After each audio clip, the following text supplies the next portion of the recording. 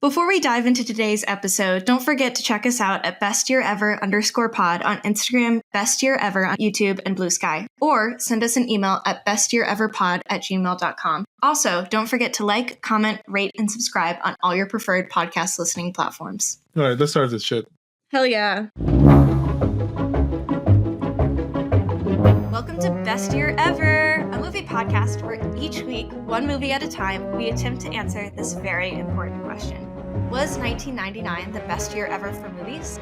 I'm your host, Casey Glenn, and with me is my co-host, the paranoid, passionate, and non-smoking Jesus Gonzalez. Hi, Jesus. Very true. All those things very true. Hi, Casey. I love that you personalize all of my intro to the movie. I should do that next year. I don't smoke tobacco. Cigarettes. I do enjoy a nice cigar now and then. Mm-hmm.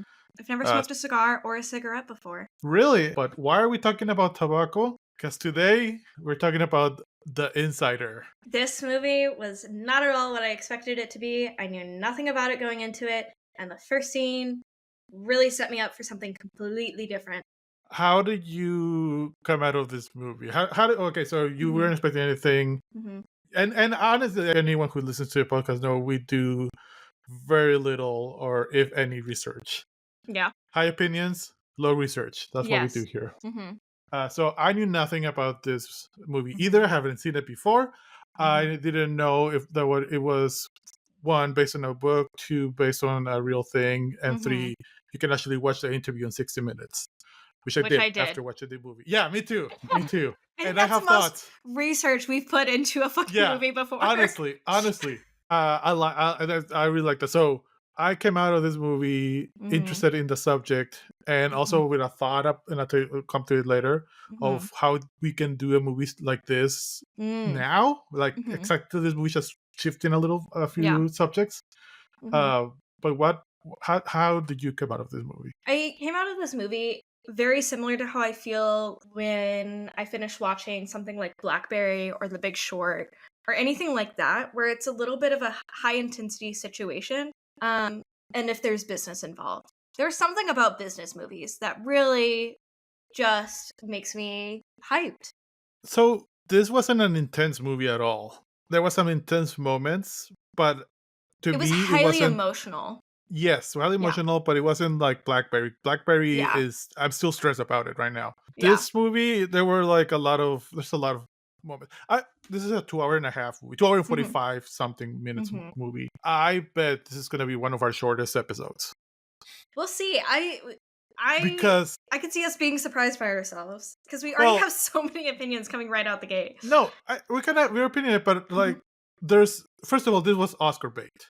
This movie was just meant for awards. And this movie was meant to look how smart my writing is, look how awesome I act, look at all the cinematography that I do. Cinematography was all over the fucking place. This movie had 3 different soundtracks for 3 different movies. Okay, the soundtrack was fucking whack. I was like, at some points I'm like, this is a serious movie. And at some points I'm like, this is a fucking 90s movie. Like, Jesus Christ. Yeah. I can't wait for us to get to the Letterboxd reviews. Oh, no. Let's get to that. Yes, let's do that first. Your Insider Letterboxd review just says the slow-mo at the end takes this down 0.5 stars. Fair. Thank you.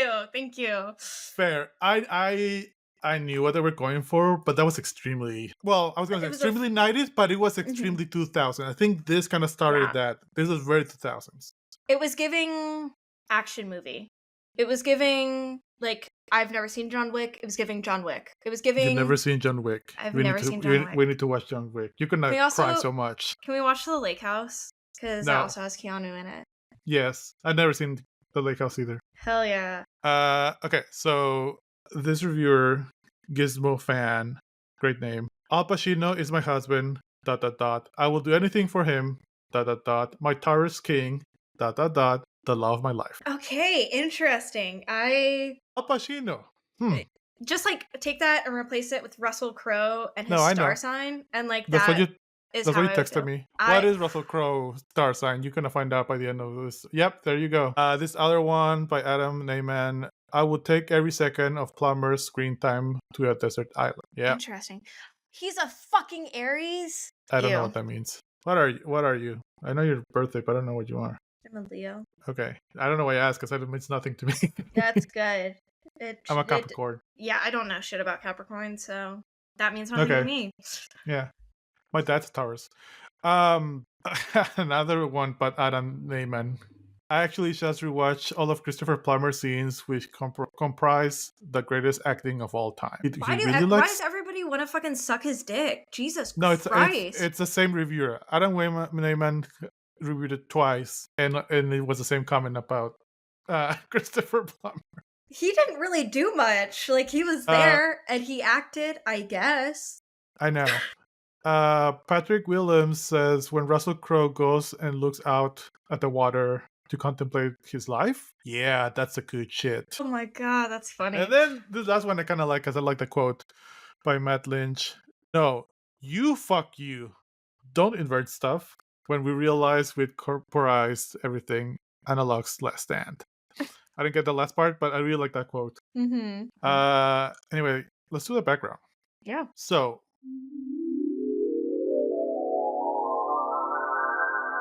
The Insider, a budget of 68 to 90 million, box office of 60.3 million. Oof. I feel like if this movie was released today and it wasn't about tobacco, it was about Boeing, it would be a success and new, but basically the same points. I think you could replace it with Boeing. I think you could also replace it with the healthcare system. Yeah. Like the opioid crisis, for sure. No, that's coming up. Or maybe there's already movies about it, but yeah. Yeah. Directed by Michael Mann, edited by William Goldenberg, Paul Rubel, and David Rosenblum. Makes sense. This was a lot of movies in one. Mm-hmm. Starring Al Pacino as Lowell Bergman, Russell Crowe as Jeffrey Wigan? Jeffrey Wigan, yeah. Mm-hmm. Christopher Plummer as Mike Wallace, Diane Venora as Lyanne Wigan, or AKA Sad Angry Wife, and Bruce McGill as Ron Motley. Also, I didn't include this in starting, but Debbie Mazar, who's Debbie DeLuca, she's Maggie from Younger, and I know you haven't seen Younger, but fucking love that show, and I love her, and she's great in this movie. Interesting. That's funny. I think it's also funny that Russell Crowe is 30 years old during the making of this movie and is playing a 50-year-old. Yeah. Very interesting. They tried to age him up a little bit. It's kind of like the Blackberry thing of they're trying to kind of make them look a little bit like the actual real people. Mm-hmm. Only with the hair. Just the hair. Just the hair. Yeah. Just the hair. There's no makeup. Mm-hmm. The real Jeffrey is a little bit chunkier, and there's none of that. It's funny. So this is kind of a fun fact because I did watch like Russell Crowe talking about The Insider. And the way he looks and kind of functions similarly to like Dan Harmon, and it cracks me up. I'm like, oh, he's just like an old white nerd at this point. Like you could see him at Comic-Con. Yeah. So it was kind of a shift watching him in 1999, watching him present day. But they tried to just like bleach his hair for this, but it would just grow so fast. Because he was young and like all this other stuff, and then they realized like, oh, maybe your hair's too thick, and so they would shave like parts of it to try to thin it out, and then it would grow back really fast. And so finally they had to put him in a wig, which I don't know why they didn't do that originally. It's a great wig. I mean, it's obviously a wig, but it's a great wig. But he said that they bleached it probably about 7 times within like a short period of time, and I'm like, you still fucking had hair after that? I know. That's nuts. I know. You would know. I should know. Anyway, let's start this 2.5 long movie. Yeah.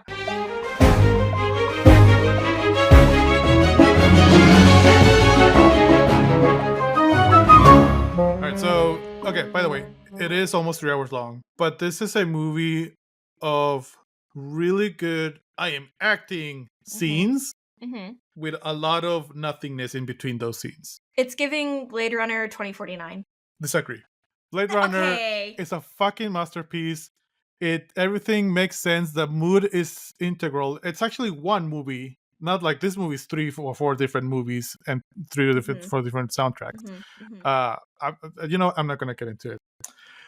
We start I'm just saying. with Scary Carnage. Actually, we start all in black, and then you see the credits. I really like the beginning of this. It's very moody. It kind of tells you what the movie's gonna be about, in the mood sense. Because I have no fucking clue what this movie was about. Yeah. But you kind of see the inside of the cloth thing, scary car noises, and then you realize you're in the Middle East. Immediately thought this was going to be a war movie. Yeah. I thought it was going to be about war profiteering or something like that, because the Insider, right? Yeah, I actually, so Samuel was going to watch this with me, and then he realized how long it was, and then he left after he finished eating dinner. But Smart. Yeah, what I said to him immediately as I realized I was oh, we're in the Middle East, I was oh fuck, is this going to be racist? Is what I said.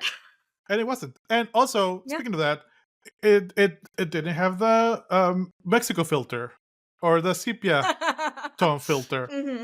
And because I was like, oh, everything's not sepia, because now if you go to the Middle East, you go to Mexico, you go to air quotes third world country, everything is sepia. Yeah, tone. It's brown. Like everything is brown, literally. The Mexican filter, as according to Wikipedia, was first used in 2000 in the movie Traffic. And this was done by Steven Spielberg to separate the different acts of the movie, so it was very purposefully. But after that, everyone's like, oh yeah, Mexico, sepia. Crazy. I'm happy. I think the only reason that it wasn't sepia tone is because it was before 2000. But we realized that the blindfolded person is Lowell, and he's a producer of 60 Minutes. We don't know this until a little bit later, but he's there to do an interview with the Sheik. So I know nothing about this. I know a little bit, but it's a Palestinian leader, right? It's not Iran. No, I think it's Iran. Yeah. Okay. Yeah, I wasn't sure. Again, I'm very much ignorant about a lot of these things. It's okay. I had to ask Samuel a bunch of questions. Yeah. But he's there to interview him, and some exchange happen, and he agrees. But this is just to establish that Lowell's kind of a badass. He kind of goes where the story takes him. He's not afraid to, put himself in danger and go out there. Cut to sad Russell Crowe. This is sad and angry Russell Crowe movie. Wait, really quick. So apparently, because there's this whole beef between Christopher Plummer's character and the guy that they're interviewing, but it's not with the guy that they're interviewing. It's with the guy's bodyguard, and so there's a bunch of translation going on, and supposedly the English is getting translated into Farsi to people who speak Arabic, and so apparently there are just a whole bunch of languages going on that nobody would have actually understood. Yeah, no, that happens a little bit later. We're still not at the interview. But that does not surprise me at all. Yeah. But we're not going to get political, or are we? Maybe we will.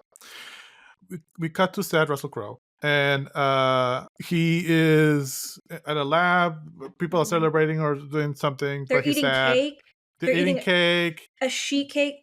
Jesus, there's nothing I love more than a fucking sheet cake from Walmart. I could eat that shit up. I was just I want fucking cake now. I don't know if I've ever had that type of cake. What is it?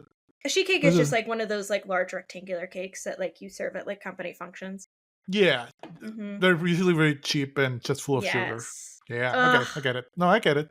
No judgment. We kind of follow Jeffrey, which is Russell Crowe, to his house. We get a lot of weird zooms and close-ups. This cinematography is all over the fucking place. I was dizzy at points of this movie. It's not shaky. Yeah, it's not shaky. It's just what are we looking at? You just want to show off techniques. Yeah. Oscar bait.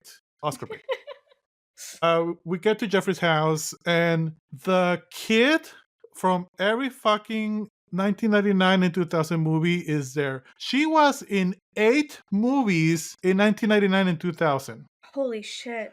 I know her from everywhere. She's booked and busy. That's your generation's Bailey Madison. Also JC J.C. Eisenberg's sister. If she look familiar. Yep. She did not. That's so cool. Okay. Uh, but she does a little now more. Mhm. So we meet his kids. We meet. Actually, we just meet one kid. We meet the sad wife, sad angry wife. That Who it she's just always sad and angry. but she like it was so similar. Like Jessica like Lang could have been in this performance. Huh? Huh? Like it was like their resemblance is uncanny to me. Also, she I always see her as like a Eastern European type Hmm. of actress. I thought she was. She's Hmm. not Eastern European, but I know her from The Jackal. Hmm. It's a Bruce Willis movie. It's a great movie. Bruce Hmm. Willis is a bad guy. He kills Jack Black. It's great. Uh, but the accents. Can we talk about the accents? Yes. I could not place them. Not until I watched the actual real interview in 60 Minutes. Hmm. Spoilers. There's a Hmm. real interview. Hmm. That, oh, that's the accent that Russell Crowe was trying to make. He did not. Yeah. But like, oh, okay, I get it. It was kind of a So southern type, but I don't. so Russell Crowe like actually talked about this a bit, and it was I can hear what he's saying like in the actual 60 minutes interview where the guy grew up in the Bronx, spent a few years in Japan, and then like worked at a tobacco company in Kentucky. So when he says like tobacco specific terms, he can have a little bit of a southern like lilt, but then his like voice is just kind of comprised of like Bronx, southern, Japan, and it's a Okay, little nuts. so cute that you buy that because that's bullshit. Because you hear the actual Jeffrey in the interview, full southern accent. Disagree. That is not a southern accent. Yes, Fuck it is. off. No fucking way, man. That is a southern accent, dear listeners. If there's a time to email or DM us, this is the time. Tell us what accent that is. Anyway, we're at Jeffrey's. Wow. You like Okay. how I say that with a lot of confidence and authority, not knowing shit about American accents? Like this is great. We're at Jeffrey's house, and the one of Jeffrey's daughters, the oldest daughter, she has asthma. She has a chronic asthma. Foreshadowing. Because at this point, we don't really know where he got fired from, what he Mhm. does. Mhm. Like, I was still kind of confused. Yeah. Because you do cut from, like, Jeffrey to Loa a little bit at the beginning, kind of establish them as characters. Uh, but you kind of see Jeffrey just throughout there's very long scenes. This is a very long scene. You need 3 editors. This is why his movie has 3 editors, because Yeah. they need to talk to each other more often. Eventually, it seems like the whole day passed, but eventually Jeffrey does tell his wife that he got fired, and she immediately worries about the house, the money, the asthma, like Mhm. everything. She's vilified a lot in this movie, and I don't like that because again, I watched that interview, and she's obviously not a cartoon character wife, sad wife. Mhm. She's an actual human being. In that interview, 60-minute interview, when she appeared for like 5 minutes. Oh, this has more humanity than the whole 3-hour movie with this lady here. Yeah. I can see that. Because I think they were back together by the time that interview happened. I don't know cuz he's married to somebody with a completely different name. Or maybe I don't know, Yeah. but like I don't know. I think she was vilified a little bit too much to my taste. Mhm. But we do cut back to Lowell, and now Mike from 60 Minute fame. Do you know, like, is that something in your head, like 60 Minutes, Mike Wallace? Oh, like not people now. I think of 60 minutes and I think of something that's I just like think of the ticking. Yeah. But, like, you watched the interview. He was awesome. I really enjoyed that interview, and I wish that the scammy lawyer from Mhm. the tobacco company in the Mhm. interview was in this movie because I would have loved to see him in this movie. Yeah. I there were when he was talking with somebody who was like adversarial, right? Like the fucking lawyer. I Yeah, liked Mike the Wallace in the, real life, like the his sass, ability. Yeah. the sass. Yeah, I didn't like how he was like how he interviewed people that weren't like being aggressive with him. Because at some point he like kind of interrupted them, or like he kind of like you could tell that he like leading questions to some extent, which I was like, I can sus. see that, but I think he earned that style. Yeah. Like he was so good at knowing when to do that and when not, and like Hmm. it all depends how. edited, how they were edited, which is a big thing in this movie. I really enjoy how snarky he was. Like when we Mhm. get to that, but when the lawyer's like, "Oh, only like 500,000 or whatever the number Mhm. of deaths out of like millions. We sell to millions." And he's like, "Oh, so it's like a cost kind of benefit. Like it doesn't matter that 500,000 Mhm. die. We have Oof. millions still." I was so good. Yeah. Uh, anyway, Wallace is interviewing the Sheik. This is where he has the argument with the bodyguard. Wallace is kind of Mike was kind of being a jerk here. He's like, I mean, you're in the Sheik's place, but he's trying to like have his dominance, and he's like, I'm Mhm. a man's man kind of thing. But Lowell kind of, as a good producer, he kind of like settles the argument and just tells Mike, just sit over there, it's fine, and then Mhm. that was just kind of to establish the relationship between Mike and Lowell, Mhm. how Mike handle things, the trust that they have with each other, all of that. Uh, so sometime happens.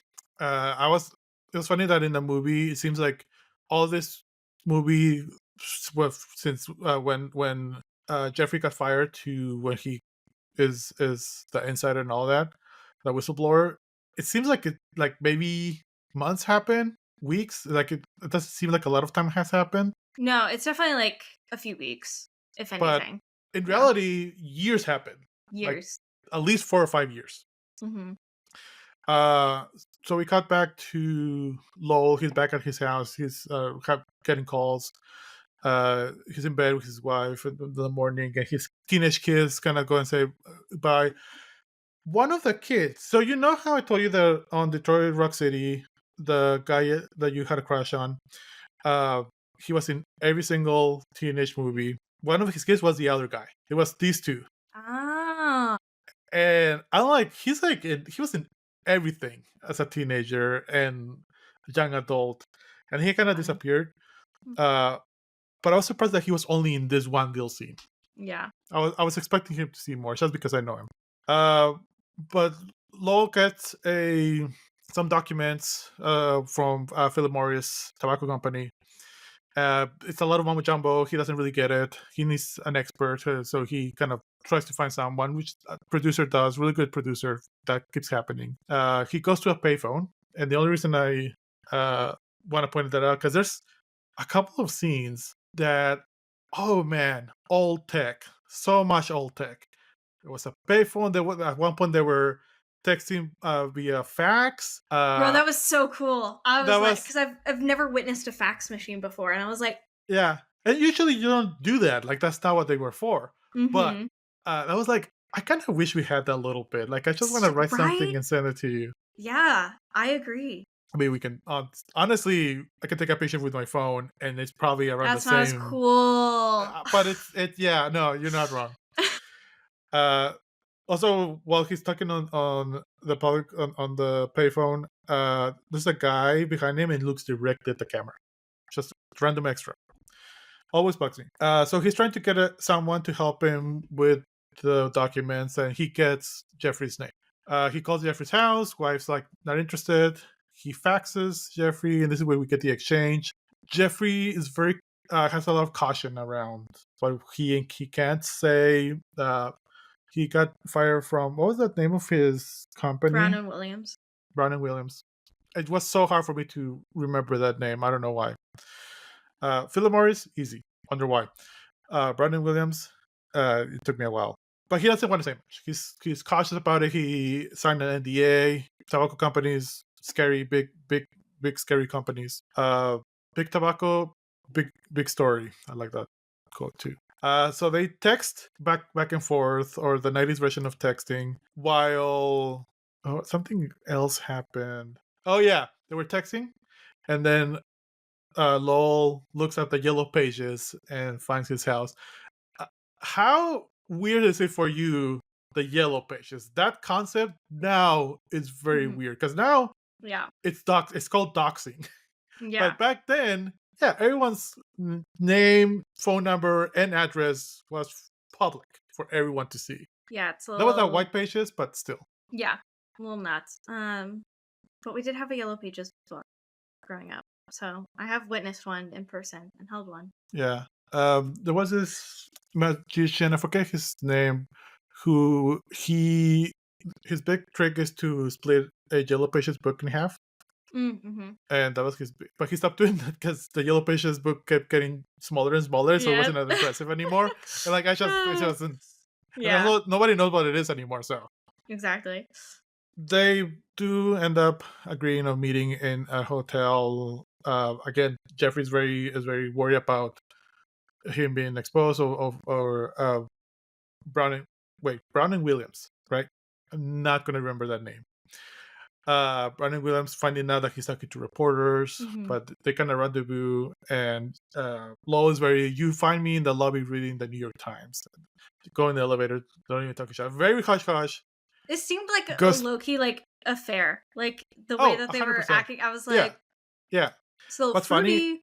What's funny is that they go to his room at the hotel to Lowell's room. Immediately, Lowell calls room service, and the room service guy just goes in and sees Jeffrey anyway. Yeah. So, like, yeah. But there, Jeffrey agrees to read over the documents, Philip Morris documents, and only that. He's like very clear. I can't tell you anymore. I'm just tell you what it is here. I kind of know what it is, but I won't tell you anymore. That piques Lowell's interest. Mm-hmm. Immediately after that, Jeffrey gets a call by evil Dumbledore. I did like his accent. His accent was great. Hated I his loved it. accent. It's like that thing where, and I think this is like such a fun like truth to the world, in that Southern accents are the closest thing that we have to like British accents, because Yes. like just on a technical level they are close.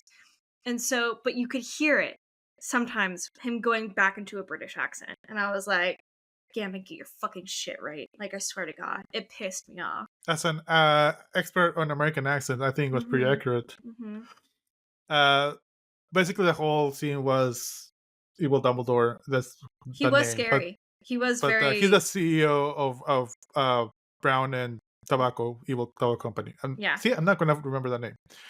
Jeffrey's former boss or boss. He's the CEO. He's basically threatening him. He's gonna make him sign an even tighter and more constrictive confidentiality, all legal mumbo jumbo. But he's threatening him. That pisses Jeffrey more. Mm-hmm. The more that evil tobacco company threatens him, the more Jeffrey is pissed off and he's gonna talk. Which is so valid. Like, yeah, and very true. Also, the fact that they fired him because he knew too much, also insane. Like, overall, which is the name of the book. Yeah, it's just the business moves that Brown and Williams made towards Jeffrey or Jeff Wigand. They really shot themselves in the foot. Mm-hmm. Like, they could have gotten away with everything that they did if they didn't treat Jeffrey the way that they did. Which is exactly what's happening with the Boeing company now. Like, this is happening. Mm-hmm. They're, allegedly offing people. Some people have mysteriously died that are whistleblowers. They should have at least done that to Jeff if they didn't want him to speak out. Like, I'm just saying. They kind of tried, maybe. Yeah.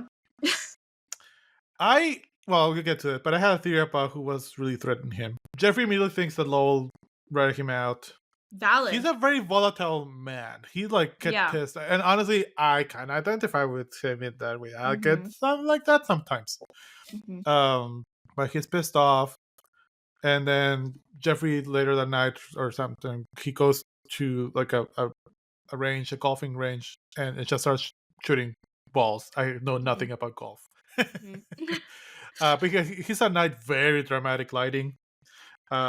I have that in my writing, like dramatic lighting, golfing scene. There's some other dude in a suit next to him, also golfing. Jeffrey's paranoid. Jeffrey's like, he thinks that people are following him. Maybe they are, maybe they're not. That guy was absolutely following him. Are you kidding me? Yeah. Oh my God. I feel like, well, because here's the thing. I feel like this is a little bit of unreliable narrator. I think all of Jeffrey's scenes are from his perspective. So I don't know. This is how he was seeing that guy. In reality, it might have been just a dude just golfing there. But like the way the scene was set, yeah, it looks very suspicious because he's literally at one point just looking at Jeff very, very Throughout the directly. entire scene, he's Yeah, just staring at yeah. Jeff. So many close-ups. I just have this note over and over. So many close-ups. The next day, Lowell visits Jeffrey at his house. He's confronting him about, like, dude, I didn't write you out. It makes no sense. Because Lowell says it's very correct. I'm a good journalist. I'm not gonna rat people out before I get their information. That makes no Straight up. sense. And Yeah. you're like, oh yeah, it kind of makes sense. Mhm. Because Lowell jumps to conclusions real quickly. Mhm. But Jeffrey is going to drop off his kids. I thought it was a kind of cute scene, and then they just go somewhere and park somewhere, and yeah, this is very much an affair. It is spicy. But they start talking, and Lowell's getting a lot of really good journalists again, getting a little bit of information, tidbits like, okay, why can't you tell me that it's outside of the confidentiality thing? And he tells her like his background, where he came from, his chemistry. He's always kind of looked for the good of humanity. He kind of eventually get the sense that he started working for the tobacco company to try to make it better. But obviously, tobacco is not. They just want to sell.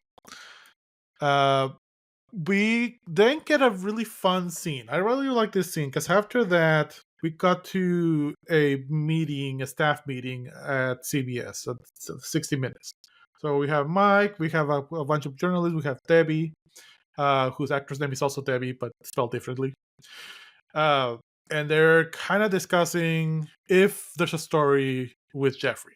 Because Lowell thinks there is. There's something there. He doesn't know, but there's something there. He knows, Jeffrey knows something. Some other dude was like, what does he know? Tobacco is bad? Yeah, we all know that. Mhm. But like he's like, no, this and they kind of show a hearing of what they call the seven dwarfs and the seven heads CEOs of tobacco companies, and they all under oath said that no, tobacco is fine. It's not addictive. It's Mhm. okay. Isn't that weird and crazy that was out It's there? it's weird to think that there was a time in which cigarettes were considered not addictive. Yeah, And it's weird that like there is a time that tobacco was just kind of like tobacco. Like it wasn't as taboo as I think it is today. I mean it's the things are the way they are today. Mostly because of we had a fucking whistleblower, you know? yeah, and like you don't see a lot of advertising. I grew up with Mhm. the Marlboro Camel, who Mhm. was targeted to kids. That was Mhm. a fucking cartoon. I don't know if you remember or know about him, but yeah, look up Marlboro Camel. It's very weird marketing. But I don't see that anymore. Like you don't see marketing, you don't see a lot of advertising. There's warnings in the labels. In Mexico, they go further. They show lungs with Mhm. cancer. They show like they're like 80% of of the package is warnings. Mhm. uh Mexico also does this thing with chips and candy and chocolate. They have big hexagonal labels saying excess sugar, excess sodium, Mm. bad for you. Like it has Mhm. very big warnings. uh None of that existed before Yeah. this. I feel it. So they're kind of discussing if there's a story. They're kind of maybe there is. Let's kind of pursue that a little bit more. Cut to sad, angry wife. This is Mhm. going to be the name of that character Fair enough. because they're moving outside of their Mhm. fancy mansion. They live in this big house. They're moving out. They can't afford it anymore. Because like to be clear, he was making $300,000 a year. Oh yeah. In Yeah. 1994 or 3, I think this was Yeah. 94 or 3. Yeah. Yeah. Like it's a lot of money now. Imagine back then. Yeah, exactly. And that's partly like he admits like that's why he like took it is because of the money, but also he was told that he could make a positive difference. Because of the money, because his kid has asthma, there's a lot of medical bills. Yeah. Then we got to the smaller house, which is still a pretty decent sized house.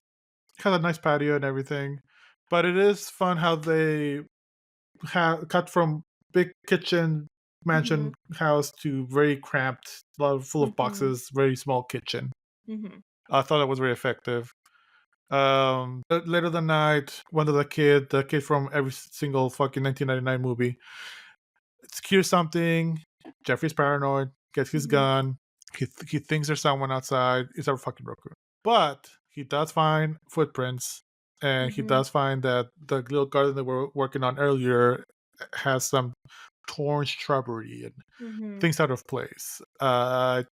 This is part of. I don't know if that really happened. Maybe he's imagining things. I kind of thought that. Where else in the movie does it point to him fucking being schizophrenic and seeing things that aren't there? The bullet in his mailbox, like He holds it. they point out is the same caliber as his gun. Like we see him, like he sees, but he's the only one that sees it there. Again, I'm taking his scenes as unreliable narrator, I and I'm just don't know taking why. Lowell's scenes as the more reliable narrator.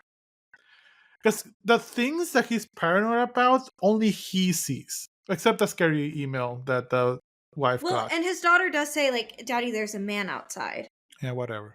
Mhm. Mhm. He calls Lowell. He's like, I don't know if I'm paranoid or not. I think people are in my house. People are following me. I'm kind of scared. Lowell's like, all right, let's meet later. They go to a Japanese restaurant, and Jeffrey does the thing that I absolutely have a fucking hate.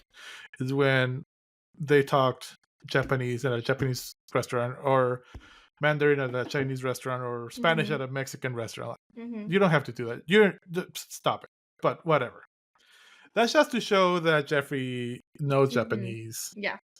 This scene bugged me so much. This felt like when they were shooting at Al Pacino, it was one editor, one Mm. cinematographer, and then when they were shooting at Russell Crowe, it was another editor, another cinematographer with a different lens, a different tone.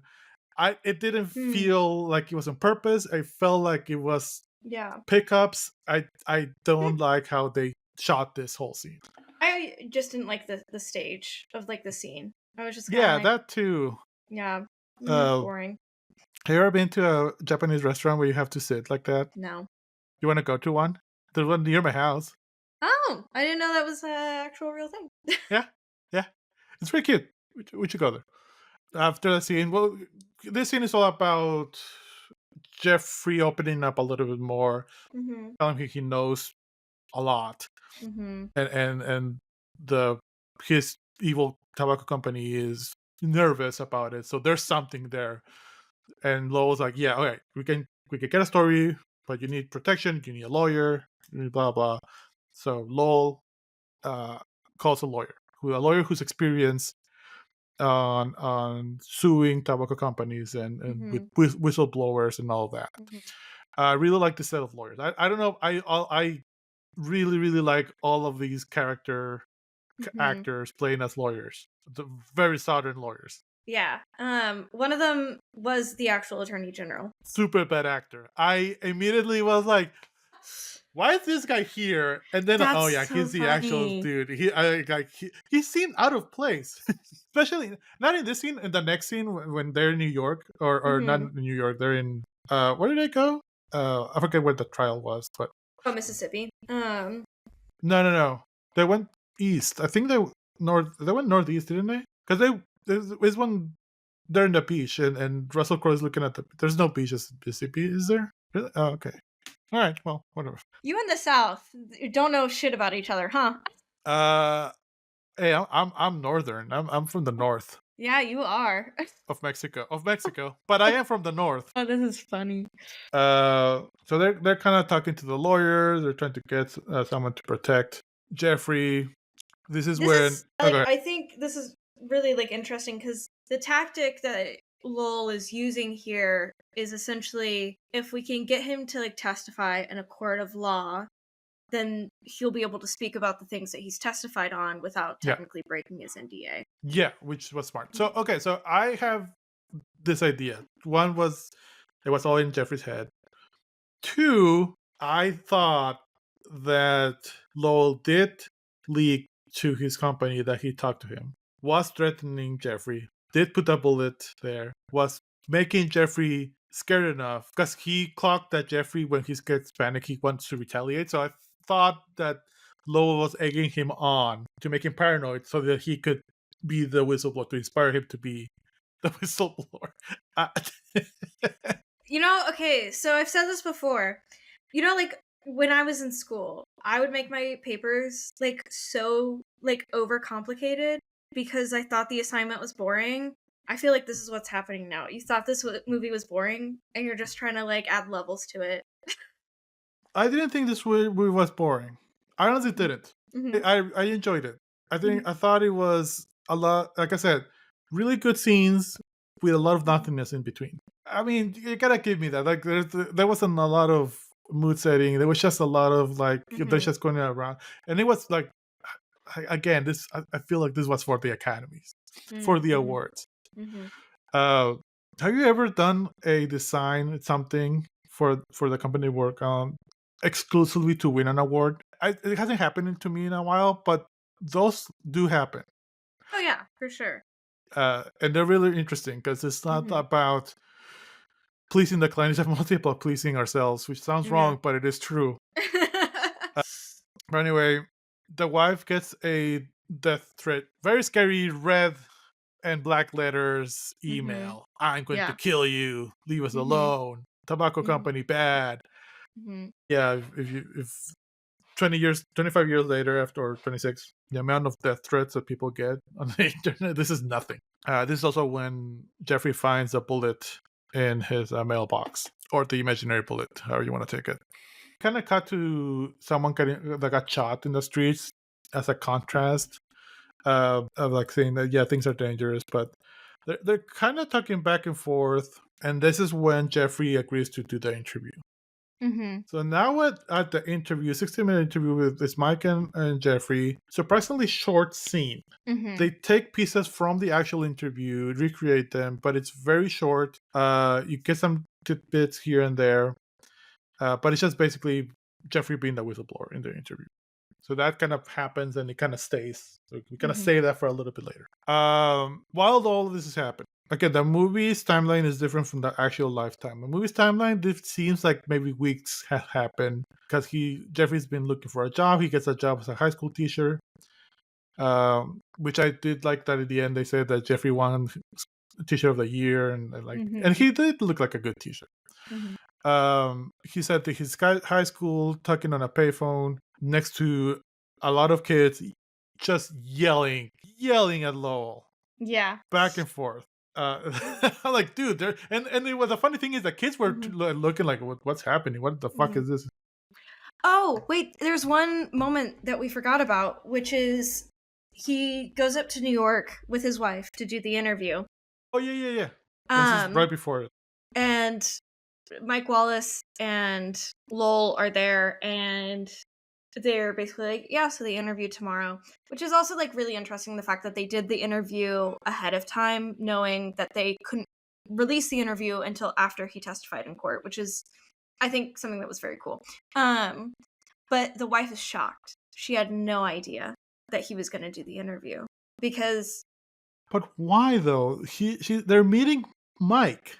What do they think they're there for? What does she think is that is a happening? great question. Don't fucking know. I Here's my beef with real life and movie wife is that they were already getting harassed. Even in like the actual timeline years prior, they were still getting like harassed a bit. So it's like the only way out of this like annoying fucking like shoe or like rocking your shoe is to like fucking do something about it, and it might cause a little bit more tension. It's going to cause probably a lot of tension, but in a short amount of time, and then it will be over, like actually over. Like, I would take that way out every single time. Also, altruism, baby. I want fucking big tobacco to go down in hell. Like, are you kidding me? So, like, I Yeah, can't but understand a person but who. big cows, fancy dinners, money. But he was not going to be able to get a job anywhere else. Her character made no sense. Like she was just there to be sad and angry. I didn't Well, I like it think either. the real life woman also doesn't make sense because, like, I can't imagine leaving anybody when they are doing something this big and this important. I think the real. I mean, not knowing much, but like he did have a temper. Like I just piecing together a little bit of interview, a little bit of the movie. Like it could have been a. You know what? Regardless of what he was doing or not, he Mm, might not have been a good husband. yeah, Because they're like, good, they're yeah, good, that is they're possible. really good people that Mhm, are bad husbands. My mhm, dad, good person. Mhm. shitty husband. Yeah. I told you this. When I got married, he had one piece of advice, and all he said was, "Now you know what not to do," Mhm. and that's what I did or did Yeah. not do. That's So I fair. think Yeah. I think this is why she was vilified so much in the Mm. movie. You only Mhm. saw that part, and it makes you believe that she left him because Mhm. of what was Mhm. happening. But it could have been any number of Yeah. things. Like he did have a character, Mhm. Mm. he got paranoid and angry very fast. Uh, and he with his admission. So yeah, Mhm. and in the Schmier campaign, they dig out more stuff, which we'll get to that. Mhm. But it is right after the interview and right before the litigation that Jeffrey gets security detail. They're there in his house. Wife's not happy. Surprise, surprise. But they're there kind of to protect him because Lowell believes him enough to get him for free Mhm. security detail. Yeah. Or Lowell is manipulating him to get him more paranoid. So that's why he got security detail. Uh, you see a little bit of exchange between the wife and Jeffrey. They're not doing great. Mhm. Uh, Jeffrey's going to the airport. Security's there. Uh, he's not used to being around security, but this is where he gets served. Mhm. So basically, the state of Kentucky. what was it? Kentucky. Thank you. Mhm. Put a gag order on Jeffrey. Like he can't say anything because it's not in the best, which is crazy to me. It's Mhm. happening right now with Yeah. a lot of billionaires, Mhm. but it's fucking wild to me. Yeah. Let's protect this obviously harmful thing for my Mhm. constituents. Let's just Mhm. do that. Yeah. But they're discussing that with his very southern lawyers and the actual attorney general. What's his title? Attorney General. Attorney general. Mhm. So they're kind of discussing that, and they're saying you might go to jail because of this.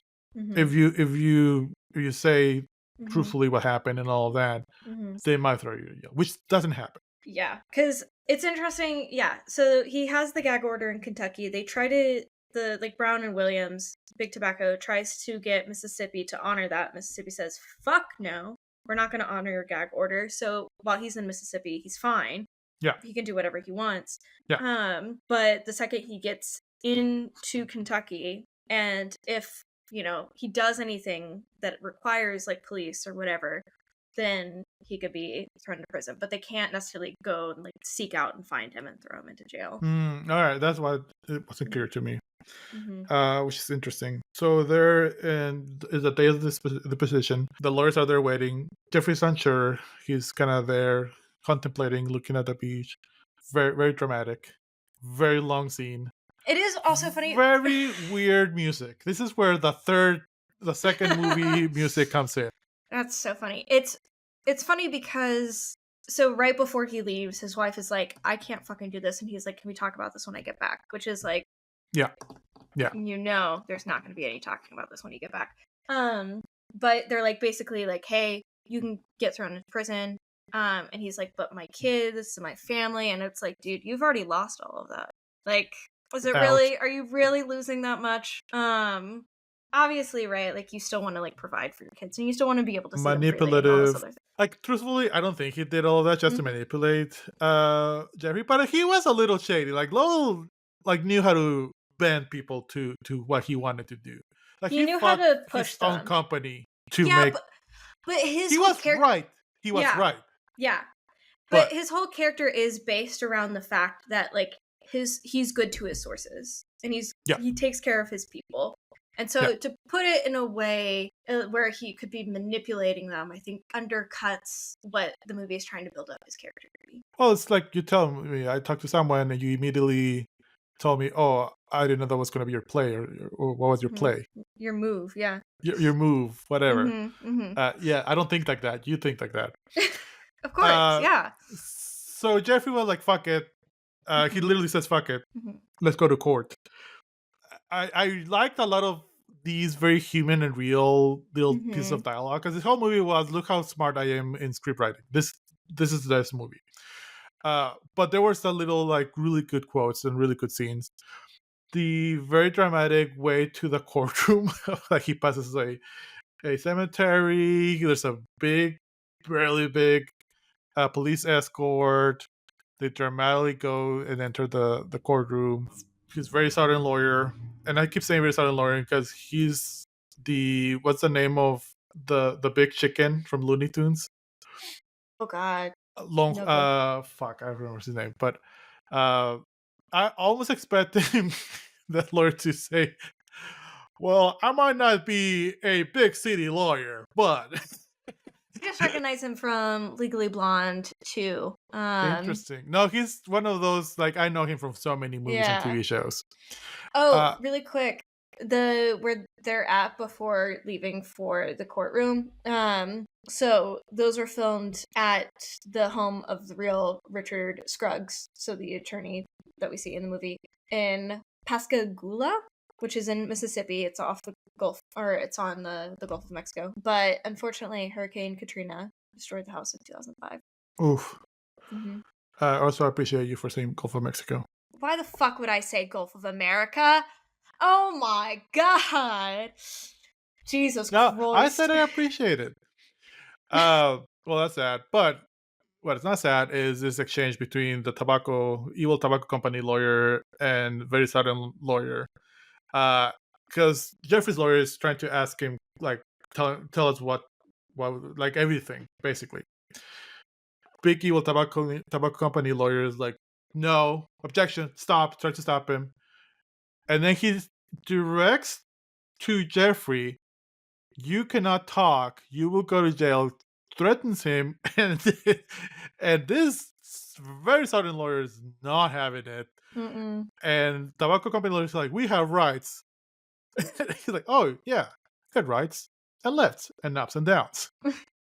So And silly. then fucking starts like just Mhm. yelling at him. Like I'm like, Mhm. yeah, look at him. Fuck Mhm. yeah. That encourages Jeffrey to speak the truth and pretty Yeah. much say everything. Um Also this courtroom, this was not a set. This is the actual courtroom in Jackson County, Mississippi, where the real like deposition was given. Yeah, awesome. It didn't look like a set. No, it Which was looked awesome. shitty. Yeah, yeah. It shit. Exactly. Yeah. Yeah, because mostly you expect like big wooden like Mhm. balconies and columns and big windows and very spacious and pretty and Mhm. Marvel everywhere. No, this is a shitty place. This is a Yeah. trailer. This is where it happens. This Yeah. is where I got married, basically. But mine was an actual trailer. So then we cut back to CBS, and they're discussing the edit. So this is Mike Wallace and Lowell and the team. Most importantly, Debbie. just love her. I don't know. You need to watch Younger. But they're discussing the edit. They're saying, do we cut the interview? Because they're gonna do an sort of expose about tobacco anyway. But they're discussing if they want to edit out. Oh no, not yet, right? Like they're just talking about editing all that. This Yeah. happens a little bit later Yeah. with CBS corporate lawyer. But this is when Jeffrey comes back home and wife's gone, daughter's gone. Shitty of the security guard, bodyguard, to not say, "Hey, nobody's here." Yeah. But yeah, sad moments for sad Russell Crowe. And then this is when you get CBS corporate lawyer to basically telling them, we're not telling you what to do, but maybe don't air the interview because we might get sued by big evil tobacco company and they might own us by the end. And they're just like scared of it. And Mike and Lowell are, to their credit, like, no, fuck you. We have Mhm. integrity. Mhm.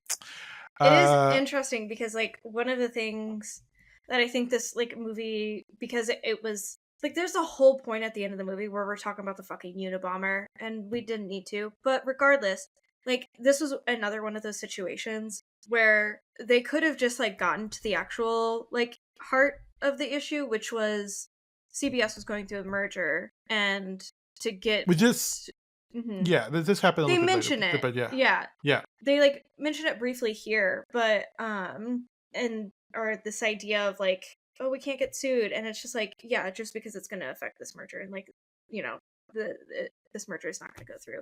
They could have just cut to the Uh, chase. by the way, CBS corporate lawyers is played by Gina Gershon, and she's like from a lot of things. She's appeared in a lot of movies and TV shows. She's also in Younger.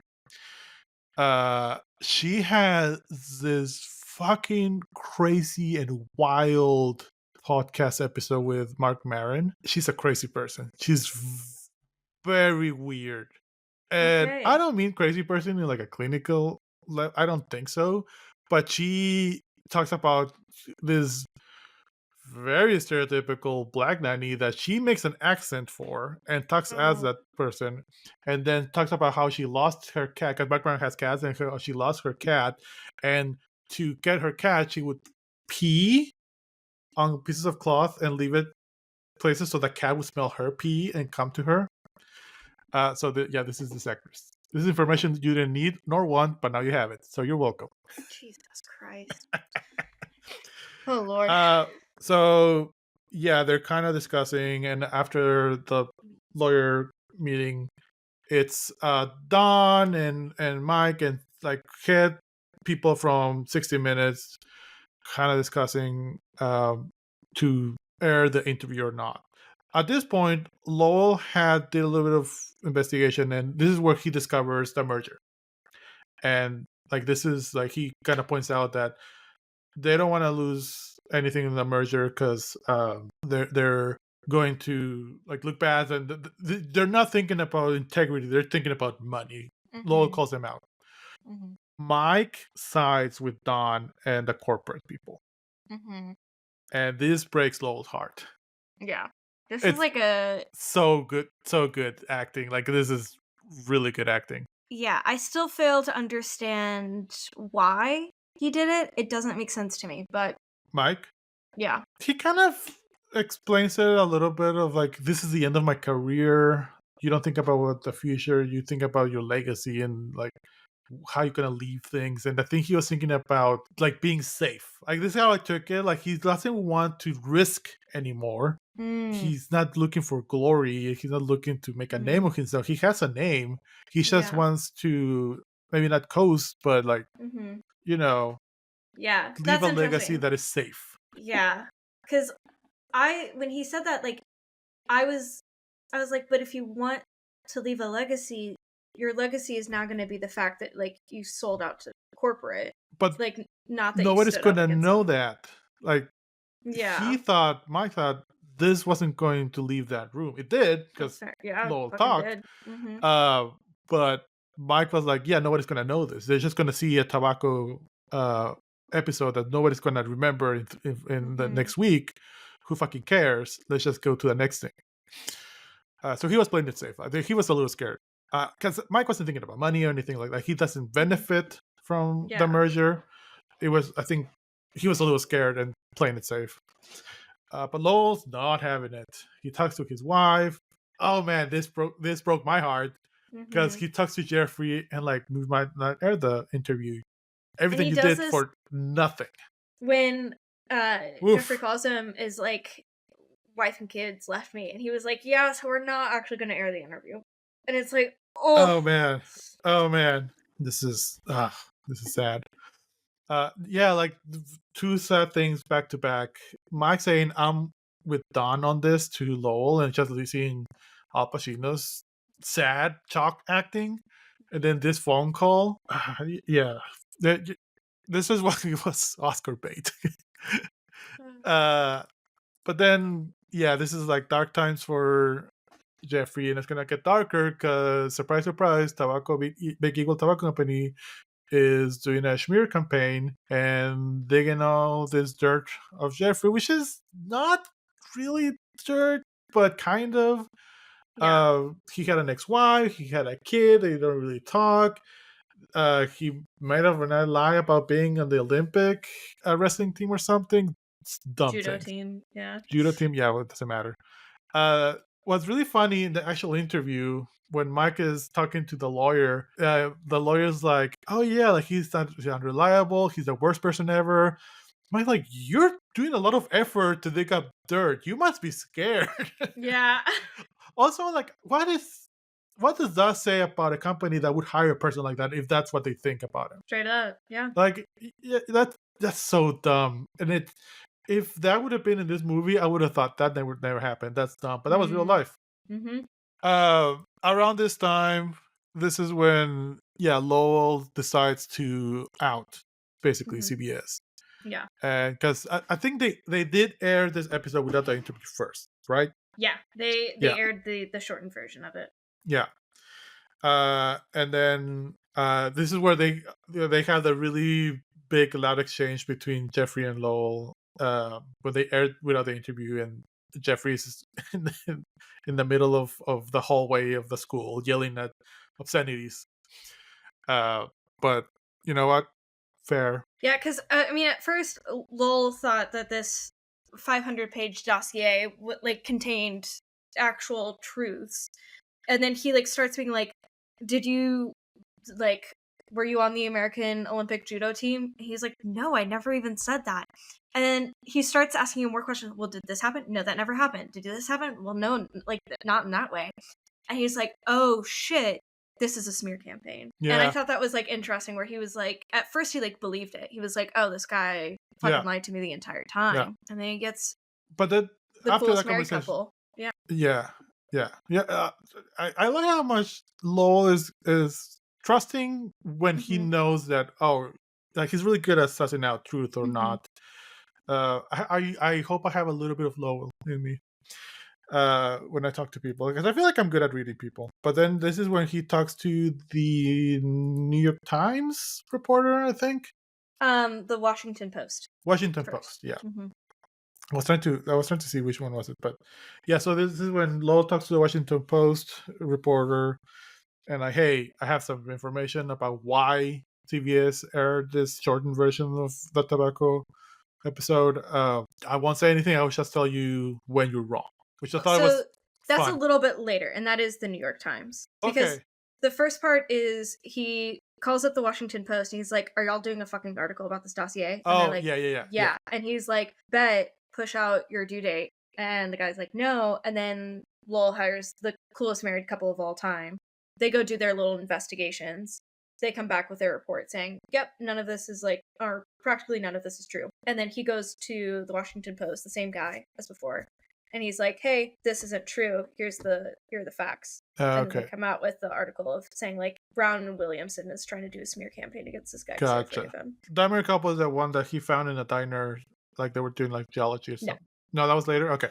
that was about the fucking Unabomber situation, which was Oh, stupid. okay. Gotcha. Yeah. Oh, okay. I was very Hmm. confused. I was like, Yeah. this movie kept because at that point, like, is Lowell off to the next story? I think, but then he I don't know. It was Yeah. weird. It's almost like this movie was edited by 3 different editors. Mm-hmm. Fortunate. So yeah, smear campaign is happening. Mm-hmm. And then Lowell kind of gets pissed out CBS. Mm-hmm. This is when Mike confronts Lowell. Actually, is this?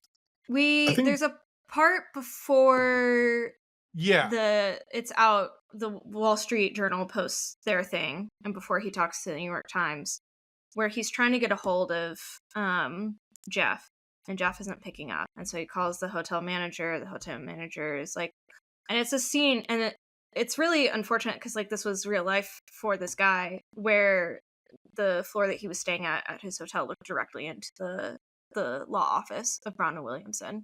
So he's like, those are the people that are destroying my life. And that happened. That Oof. straight up really, I was like, oh my God. Oof.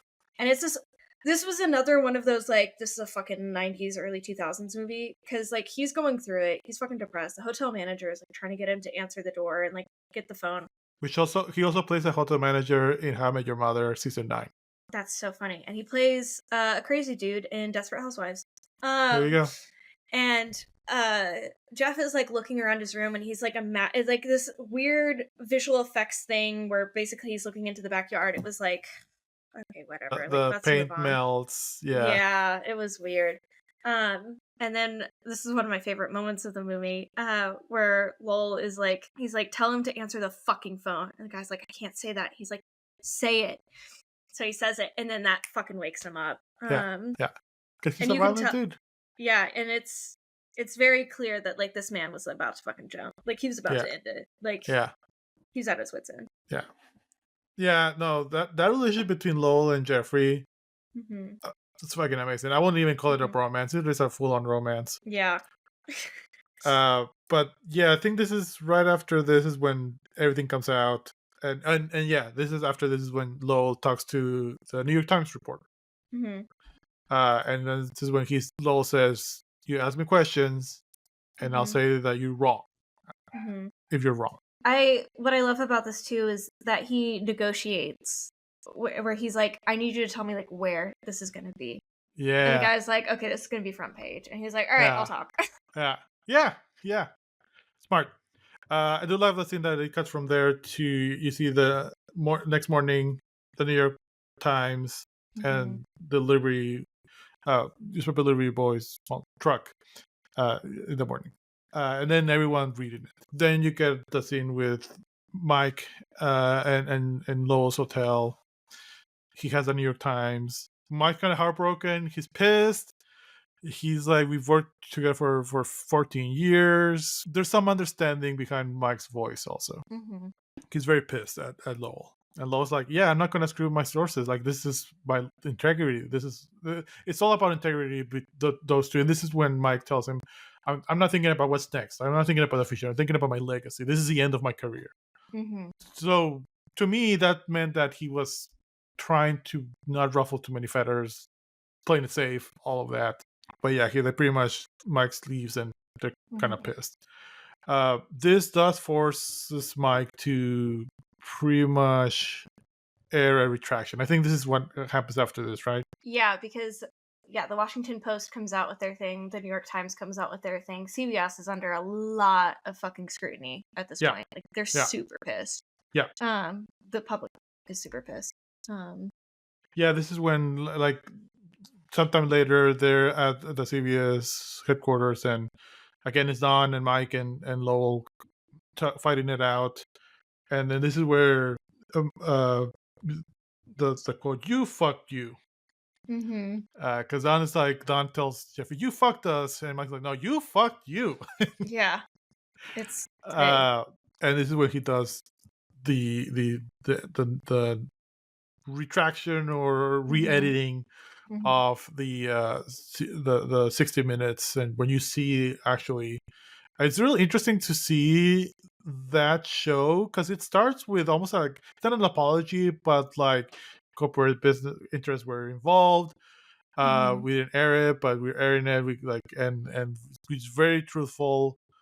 It's almost like it's not really a re-editing of the same episode, but it is an update. There's some of the same Mm-hmm. things, but and this is where they interview the scammy and schemy Mm-hmm. Mm-hmm. tobacco lawyer, which is great. Mm-hmm. Uh, and then yeah, this is where we see the actual real Jeffrey in the 60-minute Yeah. episode, which is on Uh YouTube. Very easy to find. yeah. And it's only 30 minutes because, It's only 30 minutes. A 60 that's minutes, 30 minutes. um I wanna go back because we're about to finish this movie but there's some explaining that I feel like needs to happen because we haven't really talked about this part, and then it's also just something that they should have cut out of the movie entirely. So, Oh, just this? hmm. um, when Jeff finds the bullet, he calls up Lowell, and Lowell's like, "Call the FBI." He calls the FBI. The Oh, FBI yeah. are fucking dicks to him, and Yeah. so Lowell calls up his connect at the FBI, and he's like, "Hey, your two guys fucking suck. And they're assholes. And you need to look into this." And the guy's like, "We're trying to catch the fucking Unabomber. What the fuck are you talking about?" He had done his own little investigation, and he found out that one of these FBI agents that was fucking around with Jeff, his previous boss works at Brown and Williamson. So it's like obviously like there's fucking collusion Because happening. they stole Jeff's Computer. computer Yeah, that yeah. had all the information and like, yeah, Mm-hmm. straight up stole it. Yeah. And so there's that. And then whenever the guy is like in Lowell was forced to go on like vacation. He's up in fucking wherever he is. He's at a diner and he sees those two people, and they're like, "We're geologists," and he's like, "I work for CBS," and then it's like really awkward, really quiet. He calls up his FBI guy, his connect, and he's like, "Is this shit about to go down?" And he's like, "I can't fucking tell you things. Don't jeopardize it." And he goes, "Let me know 3 hours before," which is fucking incredible because basically they're about to catch the Unabomber, and it's like he gets a 3 hour advance compared to everybody else. And so, right at the end of the movie, they fucking air the thing. He gets 3 hours. Did not caught any of this. I was Yeah. playing Monster Hunter on my phone. Oh my god. I was, I was honestly at one Mhm. point, a lot of points. There's not a lot of notes. I took notes, but not as much as you think for an almost 3 hour movie. Mhm. But I did catch the Unabomber name here and there. I'm like, whatever. It was very relevant the night, like the night, Yeah. like it was like everywhere. Mhm. But yeah, that's fun. That's interesting. I didn't know that geologist. Like why are we talking about geologists now? I don't get it. I did not over my head. Was that Oof. was their cover because he calls them and he's like, "Why are there two people here who say that they're Because he notices the type of car that they have, and it has like these antennas on it. So he calls them up. He's like, "Their fucking nails are like chewed down to the nub. Like these guys are not fucking geologists. They're here for a different reason." Yeah, That's which very I did funny. like about Lowell that they kind of started that in the beginning. Like he knows people. Yeah. He has a lot of experience. Hmm. He's not afraid to like just sit in front of the FBI people and call Hmm. them out. Basically, Yeah. I really like this about Lowell. Uh, didn't earn him the slow mo at the end though. No, not at all. But okay, we're coming up to the Hmm. end of the movie. Uh, before we hear the actual follow up 60-minute episode, we do hear that tick tick tick tick, and then everyone watching the episode, and pretty much Jeffrey's redeemed.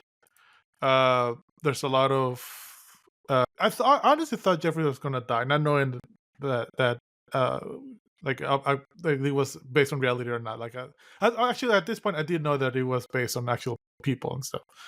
Uh, but then after he airs, Lowe's like, you know what, I'm done. I'm Hmm. tired. He says something that I really like that I'm gonna say when I quit, what got broken here doesn't go back together again. Mm-hmm. So good.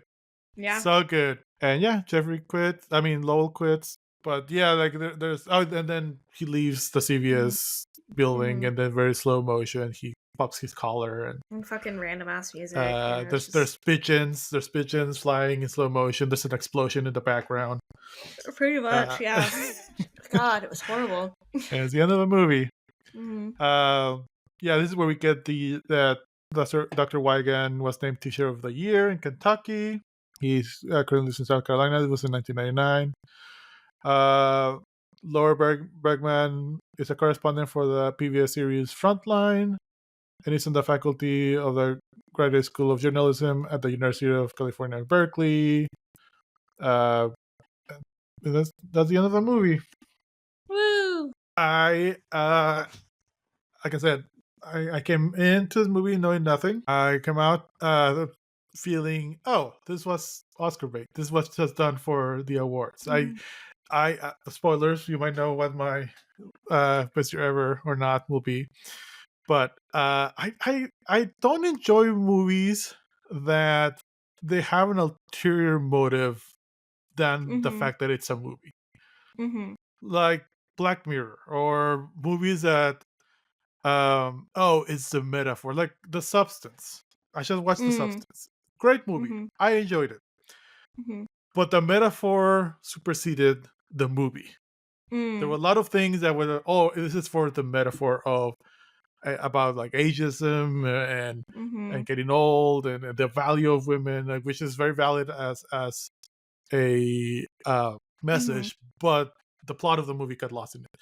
I feel Mm-hmm. like this movie was too long, Mm. and I still firmly believe that this was a bunch of separate, really good acting scenes Mm-hmm. strung together with a lot of beautiful cinematography, scenery Mm-hmm. that didn't seem cohesive.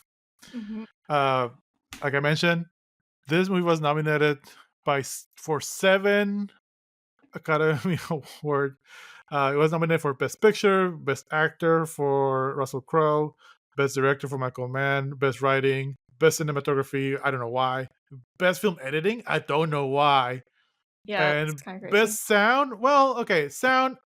I did thought it was good. It got nominated for the Cinema Editors, the American Society of Cinematographers, the Bottle Awards, the Boston Society of Film Critics, the Okay, I don't BAFTA know why Awards, the you're Critics' Choice caring Awards, the about those Chicago fucking Film Critics, awards. the Dallas Fort Worth Film Critics Association Awards, the Golden Brother. Globes. It got nominated for 5 Golden Globes for Best Motion Picture, Best Director, Best Performance Yeah, for because the Russell Golden Crowe. Globes impact the Academy Yeah, Best Awards. Screen Yeah, and Best Original.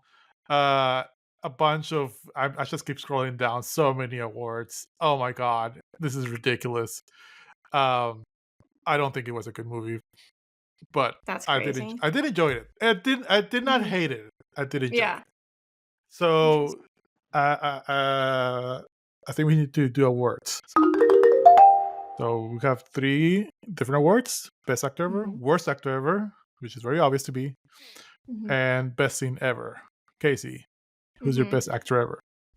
I think Russell Crowe did a great job doing like, the emotional volatility and doing the sad bits and, like, the angry bits, and he just captivated me. I thought he killed it.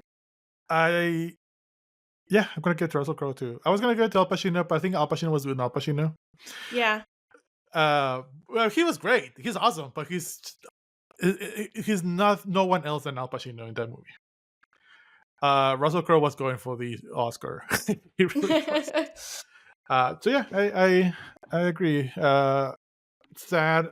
Russell Crowe is hot. Mhm. Worst actor ever. I'm gonna give it to Steven Tobolowsky, who plays Eric Cluster, who was the president of CBS. That's not the role for him. I think it was a poor casting decision. Yeah, I Because he's barely also known as remember him. the disgraced music teacher from Glee. So, Oh, that's yeah, funny. yeah, Never seen Glee. I don't know why. I'm gonna get to Attorney General Mike Moore, yeah, that's fair. which it's really funny if you Google cast. Michael Moore, the documentarian, will be in the cast. He's not in this movie. They got that That's wrong. funny. Michael Moore. Oh. Uh, Best scene ever. Probably the scene where Lowell is on vacation and he calls him, and then you get a shot specifically whenever like Russell Crowe, Jeff is about to hang up, and you see him, and it's the way the shot is framed that I really appreciate. But you see, like, he is almost hip deep in the water to try to like stay on the phone with him. There was Oh something yeah. about that made me like so fucking emotional. Of like, this guy is trying everything he can to like not screw this guy over, and he truly cares, and his dedication to his craft and like to this person is incredible. Yeah. No, cannot disagree with that. I'm struggling with this one. Mm, Um, there's a lot of not because the lack thereof. There's a mhm, lot of good scenes. mhm. Um, I want to give it to Angry Southern Lawyer. I Hell just yeah, love that yeah. interaction. I also want to give it to the when it's Don, Mike, and Lowell after they talk to the CVS lawyer lady, Mhm, and they're like, and then Mike says, "I'm with Don on this," and just seeing the mhm. heartbreak. But oh man, yeah, I'm gonna give it to the angry lawyer Hell yeah, scene. I love that's that. awesome. I love that. I love the quips. I love the. I mean, this is not how the position goes, but I don't Mhm. care. It was Yeah. awesome, and it was because I hesitated to give it to that one because there's not a lot of acting from Russell Crowe in this one. I mean, he's very Mhm, subdued. Like mhm, all of the acting and all of the scene falls on the shoulder of what's his name of Bruce McGill of mhm, the Ron Molly, like that's the lawyer, and mhm. he's only in that scene. Like he's Yeah, around the background in different scene, but he's like that's his scene. yeah, Like he should have gotten nominated for something there, straight up. but he didn't. So Casey, Mhm, very important question: mhm. and we might not be friends after this one, but Mm-hmm. it'll be fine. Solely based on this movie, was Mm-hmm. 1999 the best year ever for movies? Yes. Is it a Agree. strong yes? Yeah. Yeah. I'm gonna give it a no. Mm-hmm. And not even a close to yes no. Mm-hmm. Mm-hmm. Straight up no. I think this was good scenes, Mm-hmm. but I don't understand how the cinematography was nominated. That bugged me so Mm. much. That's crazy. And the soundtrack. Mm-hmm. I'm like, oh, this was for that only. Mm. Mm-hmm. But I'm glad I saw it. Like, this is one of Mm-hmm. those. This is why I'm glad that we do this podcast, because this Mm-hmm. was one of those things that, you know what? If this wasn't for this podcast, I would never seen this movie, and I'm glad Yeah. I saw it, because Yeah. I saw performance that I expect from Russell Crowe. I never expected this from Russell Crowe. Mm-hmm. Uh, and I didn't know about the tobacco company, like the 60 Minutes Yeah. thing, and I'm really glad I found out. Yeah. So, oh man, well, what are we gonna watch next week?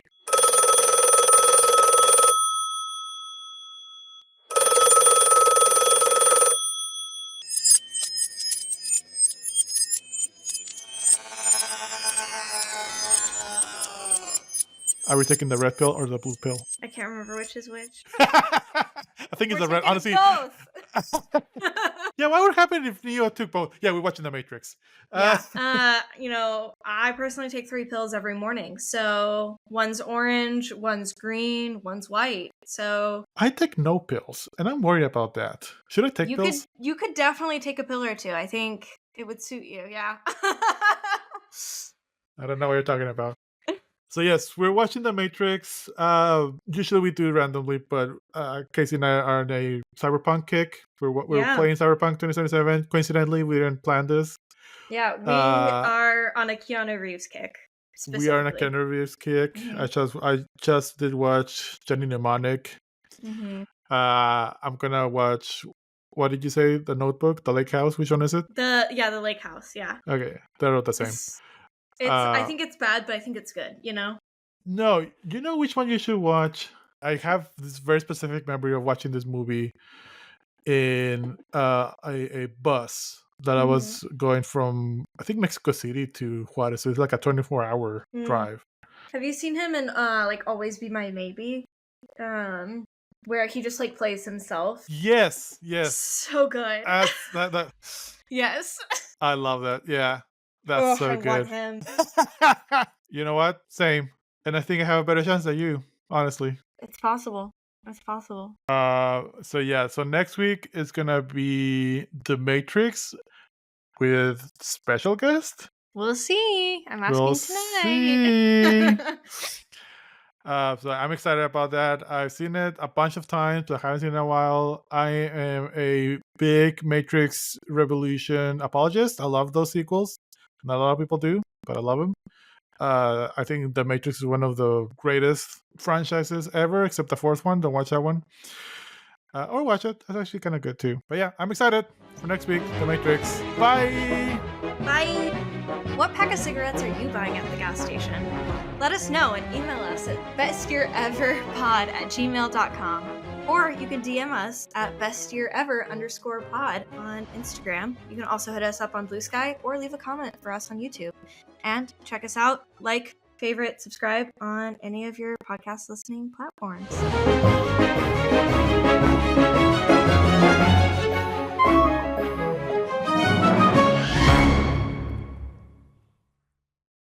Yeah, that's your worst one. It's bad. It's not great. It's stupid. So, at least it's on brand. I love it.